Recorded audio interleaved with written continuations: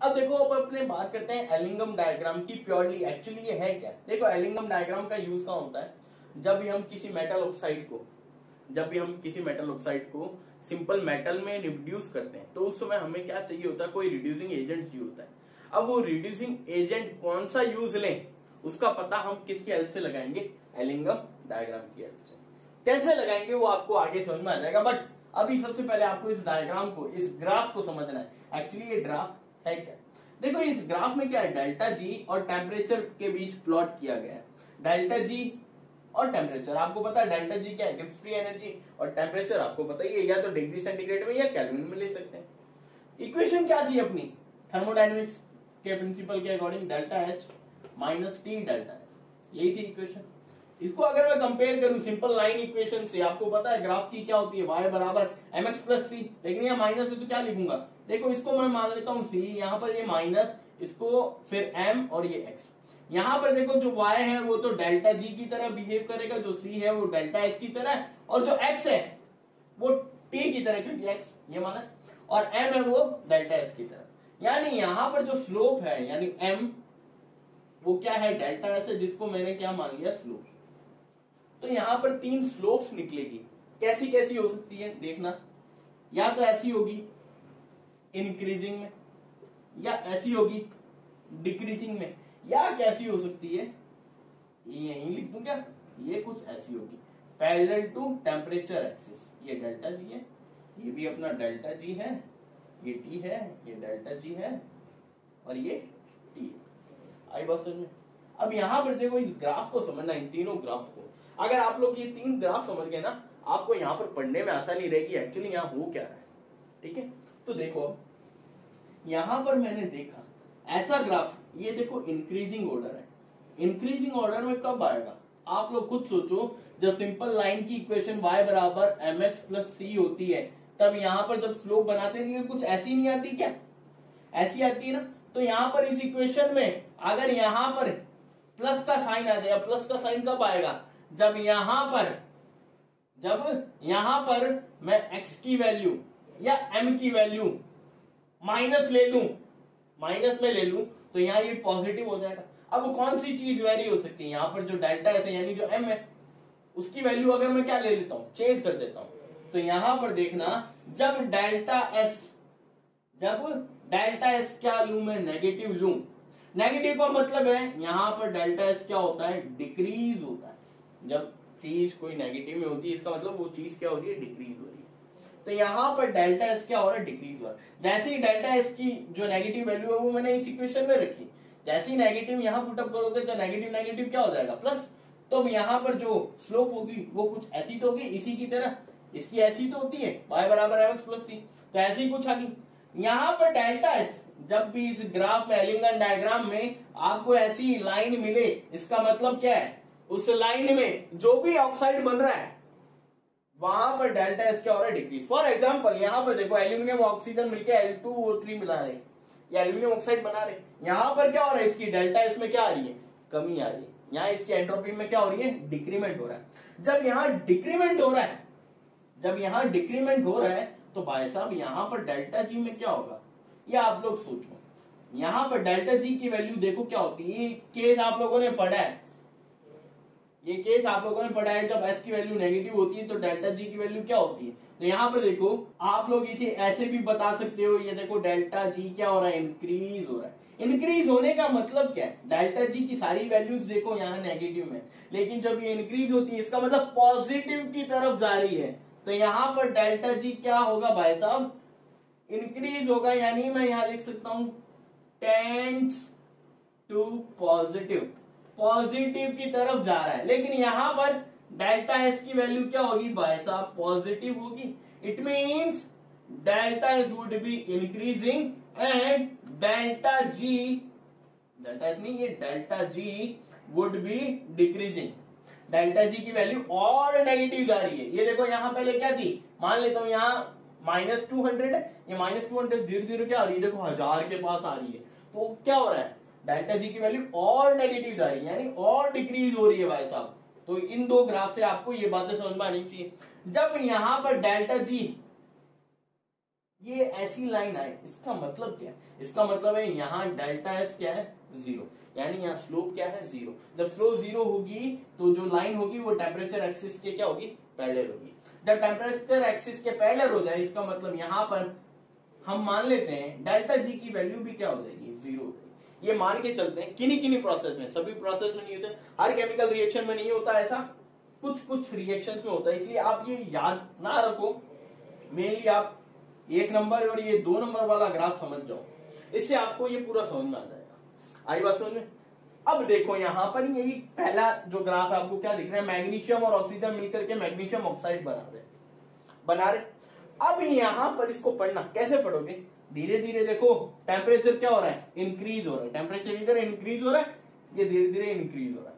लेकिन एक पॉइंट के बाद क्या हो रहा है? डेल्टा जी की वैल्यू यहाँ देखो नेगेटिव है बहुत, लेकिन धीरे धीरे क्या हो रही है? डेल्टा जी की वैल्यू बढ़ रही है। इसका मतलब पॉजिटिव की तरफ जा रही है।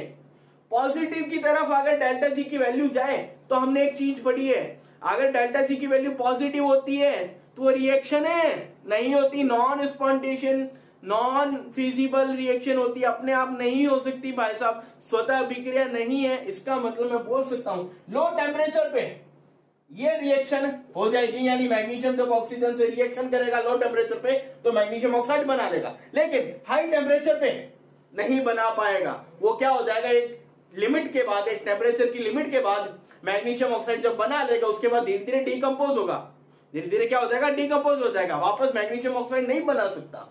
ये बात आप लोगों को ध्यान रखनी। फिर यहां पर देखो दूसरी रिएक्शन देख लेते हैं, एल्यूमिनियम और ऑक्सीजन मिलकर Al2O3 बना लेंगे, यानी एल्यूमिनियम ऑक्साइड बना ले। देखो लो टेम्परेचर पे तो क्या हो रहा है? ये धीरे धीरे क्या हो रहा है? यहां पर देखते जाओ डेल्टा जी की वैल्यू क्या जा रही है? पॉजिटिव की तरफ जा रही है, यानी ये रिएक्शन भी लो टेम्परेचर पे तो हो जाएगी बट हाई टेम्परेचर पे भाई साहब नहीं होगी, क्योंकि डेल्टा जी की वैल्यू धीरे धीरे क्या जा रही है? पॉजिटिव की तरफ। बट इस रिएक्शन को देखो, इस ग्राफ को, ये जो डिक्रीजिंग ऑर्डर वाला है इसको समझना। यहां पर क्या हो रहा है? डेल्टा जी की वैल्यू कुछ थी मान लो, लेकिन यहां पर डेल्टा जी की वैल्यू क्या देखो और नेगेटिव हो गई। यहां पर कुछ कम थी लेकिन यहां और ज्यादा। इसका मतलब यहां मैं बोल सकता हूं यहां टेम्परेचर कम है, यहां टेम्परेचर क्या है? कम है, लेकिन यहां टेम्परेचर देखो 2000 के आसपास है। तो भाई साहब अब हुआ क्या है? यहां पर यह हुआ है कि लो टेम्परेचर पे ये रिएक्शन है नहीं हो सकती, हो भी सकती है लेकिन क्योंकि यहाँ डेल्टा जी नेगेटिव है, बट यहां इतनी आसानी से नहीं होगी जितनी यहां हो जाएगी। हाई टेम्परेचर पे ये रिएक्शन इजीली होगी। क्यों? क्योंकि यहाँ डेल्टा जी बहुत ज्यादा नेगेटिव है। जब बहुत ज्यादा नेगेटिव होगा तो रिएक्शन अपने आप होगी, स्वतः होगी, इट इज स्पॉन्टेनियस रिएक्शन। ये बात आपको समझ में आ जानी चाहिए इस ग्राफ से। ये 2-3 बातें जो मैंने बताई इसको दिमाग में फीड करना आप लोग। इस ग्राफ को पढ़ने का तरीका ही यही है। अब बात आती है भाई साहब, ये तो ठीक है समझ में आ गई, ये कहानी जो राम कहानी थी वो समझ में आ गई, बट क्वेश्चन क्या है? मेन तो पंगा वही है। तो वो पंगा क्या है वो समझना। यहां पर इस ग्राफ में खूब सारी लाइंस होगी, आपको खूब सारी लाइंस दे रखी स्क्रीन पे। आपको देखो मैंने प्योरली जो एलिंगम डायग्राम है वो बताया, ठीक है। यहां अलग अलग मेटल ऑक्साइड का आपको दे रखा है, क्या क्या बन रहे हैं, क्या किस टेम्परेचर पे, किस डेल्टा जी पे, ठीक है। अब आपको क्या ध्यान रखना है? जिसका डेल्टा जी सबसे ज्यादा नेगेटिव होगा वो अपने ऊपर वाली लाइन के लिए एक अच्छा रिड्यूसिंग एजेंट होगा। फॉर एग्जांपल इस रिएक्शन को पकड़ा मैंने, एल्यूमिनियम वाली रिएक्शन को। अगर इस रिएक्शन में मैं magnesium as a reducing agent लूंगा तो वो बहुत अच्छी तरह इसको क्या करेगा? रिड्यूस कर देगा। यानी अगर मैं यहां पर एल्यूमिनियम ऑक्साइड को मैग्नीशियम के साथ रिड्यूस करवाऊं तो मेरे को इजीली क्या मिल जाएगा भाई साहब? यहां एल्यूमिनियम मिल जाएगा। लेकिन यही मैं उल्टा कर दूं, वाइस वर्सा कर दूं, मैग्नीशियम ऑक्साइड की एल्यूमिनियम के साथ रिएक्शन कराऊं तो क्या ये इसको रिड्यूस कर पाएगा? तो मैं यहां बोलूंगा इसका रिड्यूशन यानी इसका अपचयन नहीं होगा, इसका रिडक्शन नहीं होगा। क्यों? क्योंकि ये इससे ऊपर इसका डेल्टा जी क्या है? कम नेगेटिव है इससे। लेकिन अगर मैं यहां पर ये बोलूं क्या कार्बन डाइऑक्साइड इसको रिड्यूस कर पाएगी? तो आपका आंसर क्या होगा? नहीं। मैंने पूछा क्या इसको रिड्यूस कर पाएगी मैग्नीशियम ऑक्साइड को कार्बन डाइऑक्साइड? तो तो आपका आंसर क्या होगा? नहीं नहीं। बट मैंने यहाँ कार्बन मोनोऑक्साइड को पकड़ा। मैंने किसको पकड़ा? कार्बन मोनोऑक्साइड को। मैंने पूछा इसकी लाइन क्या है, ये रही, आपने बोला। ठीक है, इसको ध्यान से समझना। इसको कार्बन मोनोऑक्साइड की लाइन ये रही। अब मैंने कहा यहां पर जब ये यहां थी इस फेज पर, क्या ये एल्यूमिनियम को अच्छी तरह रिड्यूस कर पाएगा क्या, एल्यूमिनियम ऑक्साइड को? तो आपका आंसर होगा इस समय नहीं। लेकिन जैसे ही ये लाइन एल्यूमिनियम ऑक्साइड की लाइन को पार करती है, पार कर गई भाई साहब। अब ये इस समय इस टेम्परेचर पे और इस जी पर और इस जी पर, इन वैल्यूज पर, डेल्टा जी और टी की इस वैल्यूज पर देखो, यहां पर ये लाइन नीचे आ गई किसकी? कार्बन मोनोऑक्साइड की, और एल्यूमिनियम ऑक्साइड की लाइन कहां चली गई? ऊपर। तो अब ये इसके लिए क्या होगा? अच्छा रिड्यूसिंग एजेंट। यानी मैं अब यहां बोल सकता हूं कार्बन मोनोऑक्साइड एल्यूमिनियम ऑक्साइड के लिए हाई टेम्परेचर और हाई डेल्टा जी, यानी जिसका डेल्टा जी ज्यादा नेगेटिव होगा, उसके लिए क्या होगा? एक अच्छा रिड्यूसिंग एजेंट। तो आपके लिए दो चीजें समझ में आ गई। रिडक्शन जो रिड्यूसिंग एजेंट है उसको चूज करने के लिए दो क्राइटेरिया हो गए। क्या है वो देखो। पहली कंडीशन क्या हो जाएगी? जो लोअर लाइन है वो क्या करेगी? हायर लाइन के लिए क्या होगी? बेस्ट रिड्यूसिंग एजेंट, एक अच्छी अपचायक होगी। ठीक है, ये बात समझ गए आप।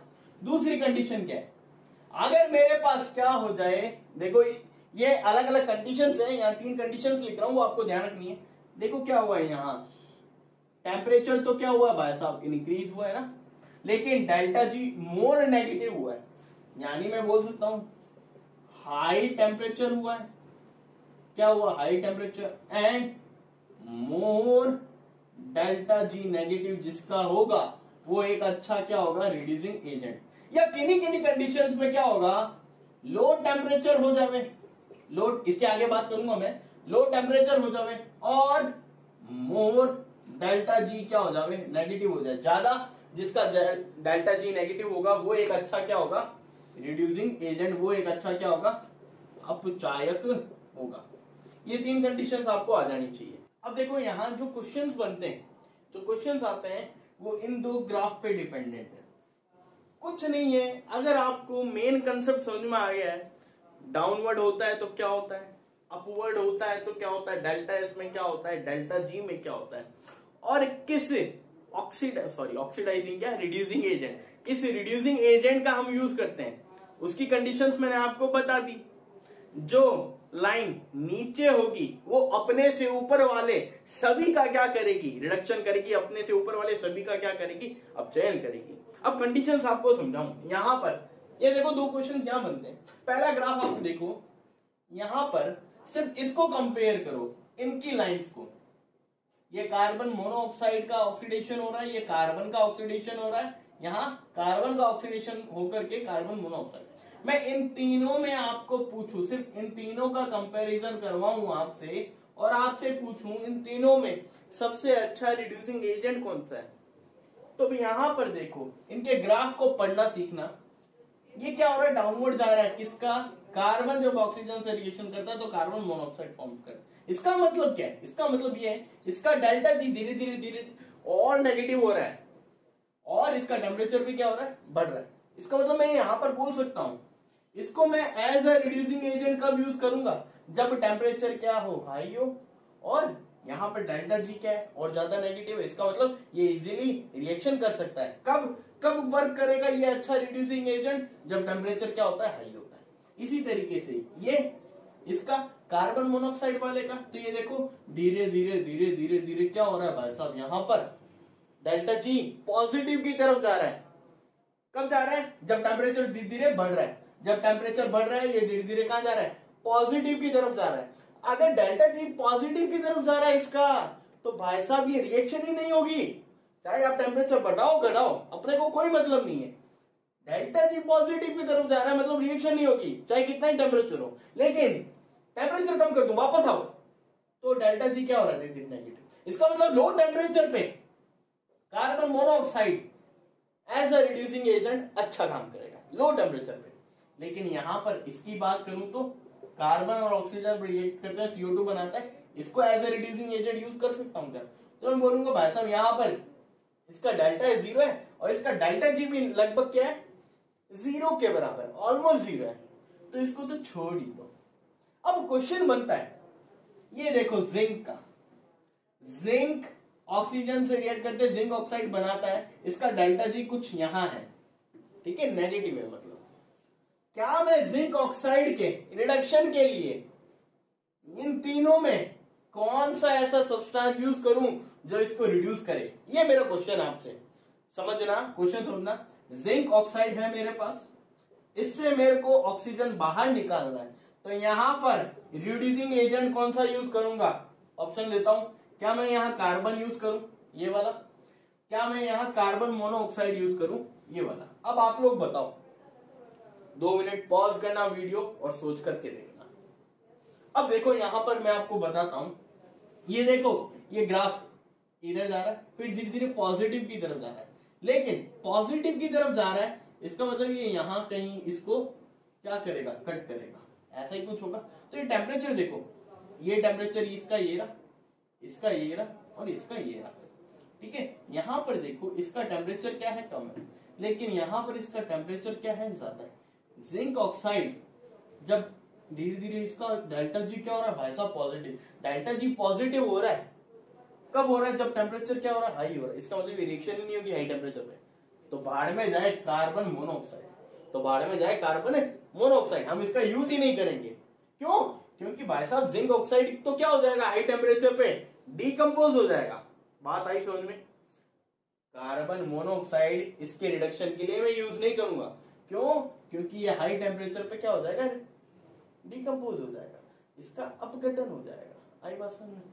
तो मैं किसका यूज करूंगा? तो यहां पर देखो ये कट आउट कर रहा है यहां किसी टेम्परेचर पे, तो इसका मतलब ये हुआ कि भाई साहब इसके लिए जिंक ऑक्साइड के रिडक्शन के लिए यहां पर मैं क्या यूज कर सकता हूं, मैं ये वाली लाइन यानी इस कार्बन को यूज कर सकता हूं एज अ रिड्यूसिंग एजेंट। क्यों क्यों क्यों? अपना कंसेप्ट लगाओ।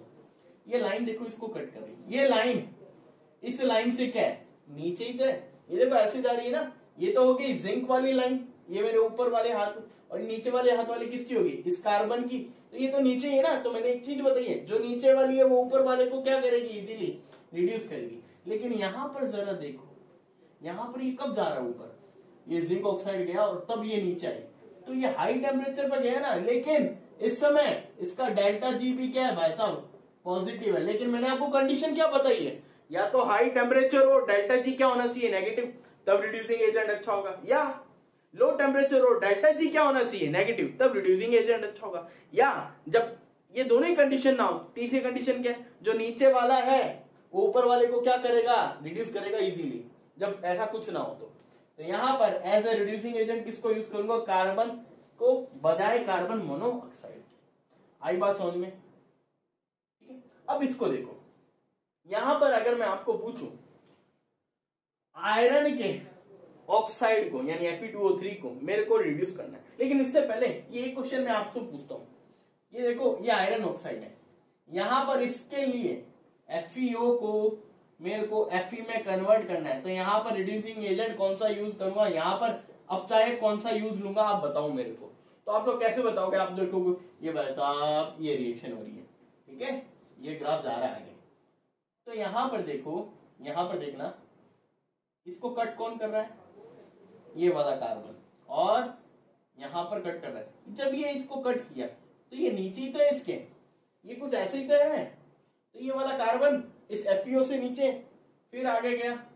ये देखो इसको मैं अगर ऐसे बना दूं, यहां ये तो है अपनी FeO वाला, इसको यहां पर कट किया किसने, इस कार्बन प्लस O2 वाले ने, इस कार्बन में, ठीक है। फिर देखो ये लाइन नीचे आई, ये किसकी लाइन है, इस कार्बन की, कब आई, ये थोड़ी देर बाद आई, ये इस कार्बन की, फिर जाकर के कहीं ये इस तरह से सीधा जाएगा तब ये आएगा। लेकिन यहां पर किस कार्बन को यूज करूंगा, इस वाले कार्बन को या इस वाले कार्बन? तो मेरा आंसर क्या होगा, जो नीचे है पहले वो देखो। तो मैंने देखा कि भाई साहब ये वाला कार्बन का लाइन भी नीचे है इस लाइन से, और ये वाला भी नीचे है, दोनों ही है, लेकिन यहाँ डेल्टा जी देखो किसका ज्यादा नेगेटिव है वो यूज करेंगे। तो मैंने यहां देखा इस लाइन के लिए इसका डेल्टा जी तो क्या है भाई साहब, इसका डेल्टा जी 0, इसका डेल्टा जी जब सीधी लाइन हो तो हम क्या मानेंगे, उसका डेल्टा जी ऑलमोस्ट क्या है 0 है। तो इसका मतलब ये तो भाई साहब जय बाबेरी कैंसल आउट, बचा कौन, बचा अपना ये। इसका डेल्टा जी देखो मोर नेगेटिव हो रहा है, इसका डेल्टा जी और ज्यादा नेगेटिव हो रहा है, माइनस में जा रहा है, ये देखो नीचे जा रहा है माइनस में, और हाई टेम्परेचर भी हो रहा है। इसका मतलब ये रिड्यूसिंग एजेंट यहाँ अच्छा होगा किसके लिए, FeO से ऑक्सीजन को रिमूव करने के लिए रिड्यूसिंग एजेंट किसको यूज करूंगा मैं, सिंपल कार्बन को। ये बात आई क्या समझ में कैसे रिड्यूसिंग एजेंट को हम लोग चूज करेंगे, आई बात समझ में। और यहां पर देखो ये भी सेम ही है, अगर मेरे को Fe2O3 को सिंपल Fe में कन्वर्ट करना है तो यहां पर जो अपचायक है, जो रिड्यूसिंग एजेंट है, वो कौन सा यूज करूंगा, क्या मैं कार्बन यूज करूं, क्या मैं कार्बन मोनोऑक्साइड यूज करूं, वो आप लोग बताओ। तो यहां पर अगर मैं देखूं तो देखो इसका डेल्टा जी धीरे धीरे पॉजिटिव हो रहा है, इसका डेल्टा जी धीरे धीरे नेगेटिव हो रहा है, इसका डेल्टा जी धीरे धीरे नेगेटिव हो रहा है, इसका डेल्टा जी धीरे धीरे पॉजिटिव हो रहा है। लेकिन जब इसका डेल्टा जी पॉजिटिव हो रहा है लेकिन लो टेम्परेचर पे तो क्या करेगा ये, जब कम टेम्परेचर होगा तो इसका डेल्टा जी नेगेटिव है, इसको मतलब यूज कर सकता हूं। लेकिन हाई टेम्परेचर पे जब इसका डेल्टा जी ज्यादा पॉजिटिव हो रहा है तो मैं इसको एज ए रिड्यूसिंग एजेंट नहीं कर सकता। पहली कंडीशन दिमाग में आ गई, क्योंकि जिसका डेल्टा जी पॉजिटिव होता है उसको हम as a reducing agent use ही नहीं कर सकते, हमारी कंडीशन के खिलाफ है। लेकिन यहां देखो इसका डेल्टा जी धीरे धीरे नेगेटिव हो रहा है, इसका मतलब इसको मैं as a reducing agent use कर सकता हूं। लेकिन इस कंडीशन पे कौन सा यूज करूं वही तो चूज करना है। पकड़ो इस लाइन को, इस लाइन को अगर मैं पकड़ता हूं तो इससे नीचे कौन है, इससे नीचे है भाई साहब ये वाली लाइन, इसी वाली लाइन। इसका मतलब ये as a reducing agent, as a अपचायक यूज हो सकता है, एज ए अपचायक यूज हो सकता है। इसका डेल्टा जी भी देखो ज्यादा नेगेटिव है, इसका डेल्टा जी भी क्या है, ज्यादा नेगेटिव, और ये किस टेम्परेचर पे है, हाई टेम्परेचर पे भी है। तो ये कंडीशन फुलफिल हो रही है, तो यहां पर carbon as a reducing agent use कर सकता हूं। क्या मैं ये नहीं कर सकता, क्या मैं कार्बन मोनोऑक्साइड नहीं कर सकता? तो मैं देखूं इस पॉइंट से पीछे, इस पॉइंट से पीछे यानी इस टेम्परेचर से पीछे, इस पॉइंट के बाद यानी इस टेम्परेचर के बाद तो मैं कौन यूज करूंगा, कार्बन। लेकिन इस टेम्परेचर से पहले कौन सा यूज करूंगा, तो देखो ये लाइन कौन है, Fe2O3 की, लेकिन इससे पहले देखो कौन है भाई साहब, कार्बन मोनोऑक्साइड। यानी मेरे पास दो बातें निकल के आई, 1073 केल्विन से पहले यानी इससे कम ताप पर तो जो रिड्यूसिंग एजेंट होगा वो कौन होगा, कार्बन मोनोऑक्साइड। लेकिन जैसे इससे ज्यादा हो जाए तो कौन हो जाएगा, अपचायक कार्बन हो जाएगा। ये दो बातें समझ में आ जाएंगी। आई बात समझ में। इन्हीं से कुछ क्वेश्चंस बनते हैं छोटे छोटे, वो आपको ध्यान रखनी है। ये बोर्ड के लिए भी दोनों के दोनों ये इंपॉर्टेंट है। क्वेश्चन क्या बनेंगे वो समझ जाना। क्या मैं यहां पर Fe2O3 के अपचयन में, रिडक्शन में कार्बन मोनोऑक्साइड यूज करूं या कार्बन यूज करूं, ये आपको पूछ लेगा। तो आप लोग क्या बोलोगे, जवाब क्या दोगे? जवाब ये होगा कि भाई साहब 1073 केल्विन से पहले तो कौन यूज करूंगा मैं, कार्बन मोनोऑक्साइड, और 1073 केल्विन के बाद कौन यूज करूंगा, कार्बन। क्यों यूज करूंगा वो आप लोग बता सकते हो। इसका डेल्टा जी कैसा है, इसका डेल्टा एस कैसा है, वो मैं नहीं बताऊंगा, वो आप लोग बताना, क्योंकि इसकी कहानी मैंने बता चुका हूं। यहां पर मैं पूछ सकता हूं जिंक ऑक्साइड के अपचयन में क्या यूज करूं मैं, कौन सा रिड्यूसिंग एजेंट यूज करूं, वो आप लोग बता सकते हो। देखो यहां पर टेम्परेचर देखो कितना, 98.3। इससे पहले क्या यूज कर सकता हूं वो आप लोग बता सकते हो। इसके बाद क्या यूज कर सकता हूं वो आप लोग बता सकते हो। FeO में भी यही कहानी है, इस टेम्परेचर से पहले जो जो यूज करता हूं वो आप लोग बता सकते हो, इसके बाद जो यूज कर सकता हूं वो भी आप लोग बता सकते हो। ये दो क्वेश्चन ऐसे ही बनते हैं, ठीक है।